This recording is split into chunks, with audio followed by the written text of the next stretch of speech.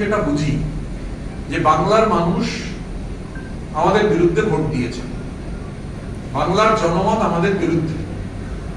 এবার সংসদীয় গণতন্ত্রে আমি যখন জিতবো তখন জনমত আমার পক্ষে, আর আমি যখন হেরে যাব তখন জনমত আমার বিরুদ্ধে, সব চুরি হয়ে গেছে, সব লুট হয়ে গেছে।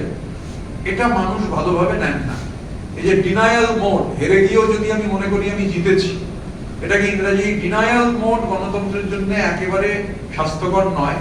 মানুষ রায় দিয়েছেন, মানুষের রায় মাথা পেতে নিতে হবে, মাথা পেতেই মানুষের কাছে যেতে হবে। কারণ পার্লামেন্টারি ডেমোক্রেসিতে এটাই সিস্টেম হওয়া উচিত যে মানুষ যখন আমরা এটা মনে করি, আমাদের কালেকটিভ তো অন্তত এটা মনে করে, আমরা সবাই আলোচনা করেছি যে মানুষ যখন ভোট দেন, মানুষ যখন সমর্থন করেন, সেই সমর্থনের সবটুকু কৃতিত্ব মানুষের। আর মানুষ যখন মুখ ফিরিয়ে নেন, সেই সবটুকু দায় আমাদের।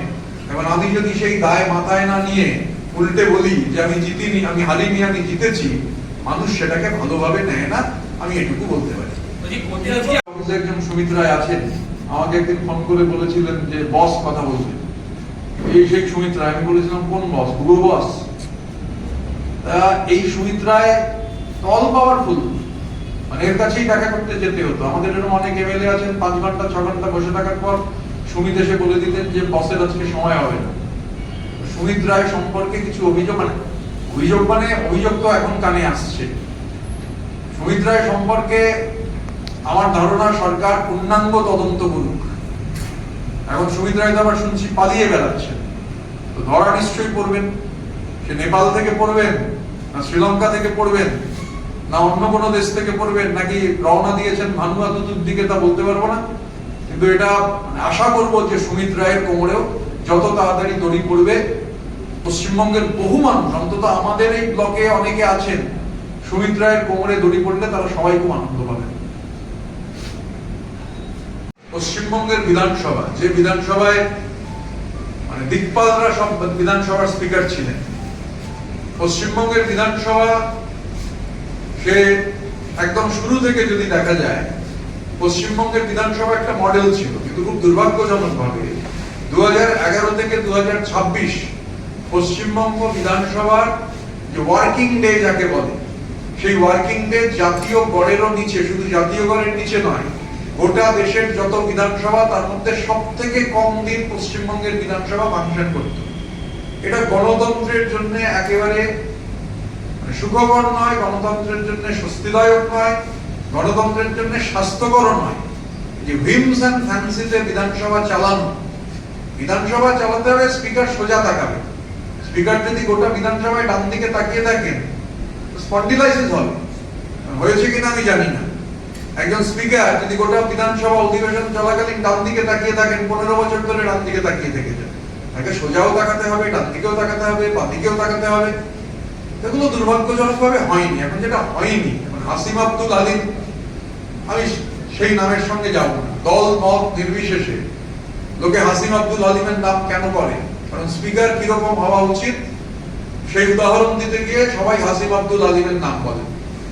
স্বাভাবিকভাবে আমরা বিরোধীরা, অনেক বিরোধী ছিলেন, আমরা আজকে যে অন্তত আলোচনা হয়েছে, যেটা আমরাও শুনেছি, দেখুন আমি বিধানসভার সদস্য ছিলাম না, কিন্তু আধা ঘন্টা 1 ঘন্টা একটা গভর্নরের স্পিচের উপর ডিসকাশন, এটা তো স্বাস্থ্যকর নয়। তো আজকে যেটা ঠিক হয়েছে যে 6 ঘন্টা আলোচনা হবে গভর্নরের যে অধিবেশন তার উপর, এবং আমরা এটাও বলেছি যে পরবর্তীতে এই দিনটা এবং সময়টা যাতে আরো বাড়ানো যায়। ওনারা বলেছেন ওনারা চেষ্টা করে দেখবেন।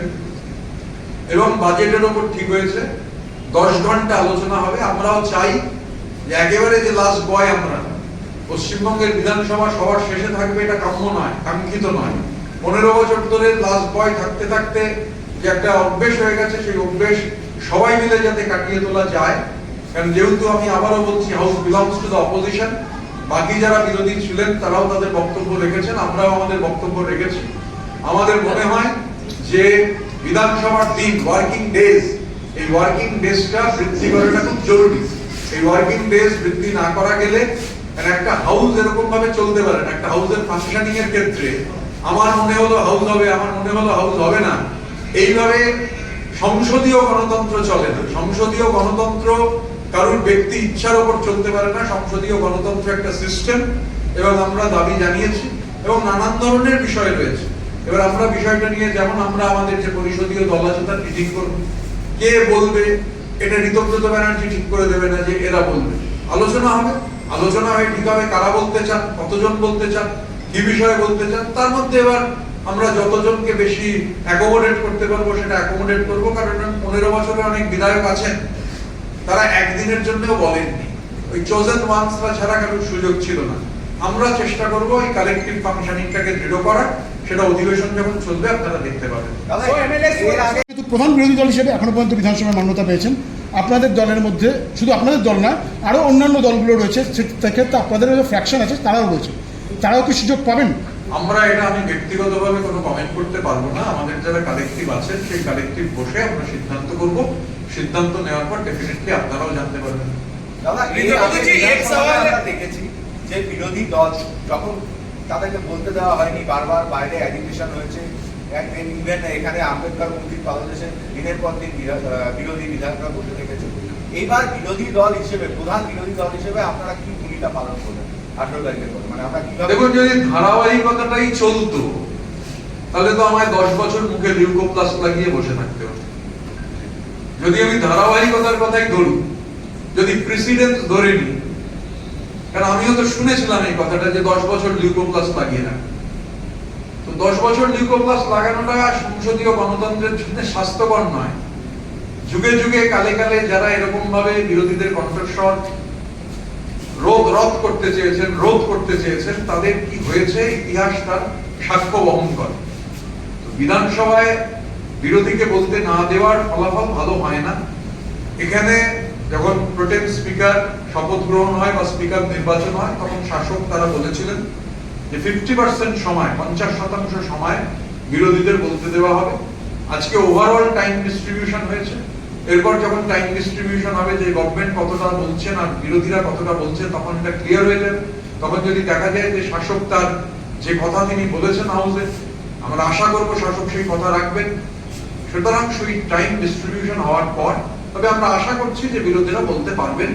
গত 15 বছরের ধারাবাহিকতা কাটিয়ে বিরোধীদের কণ্ঠস্বর বিধানসভার অভ্যন্তরে শোনা যাবে বলেই আমাদের দৃঢ় ধারণা। সাহায্য প্রয়োজন, গঠনমূলক, আমরা তো বলেছি আমরা সদর্থক এবং গঠনমূলক ভূমিকা পালন করব। জগদীপ ধনকরের ভোট হবে আর পালিয়ে হঠাৎ বলবো না ভোট দেবো না, জগদীপ ধনকরকে হেল্প করতে আমরা যেটা করবো না। প্রথম দিনই ক্যাটেগরিক্যালি বলেছি, যেখানে সরকার যদি মনে করেন বিরোধী, যেখানে যেখানে আমাদের এমপি এমএলএরা তারা ডাক পাচ্ছেন তারা যাচ্ছেন।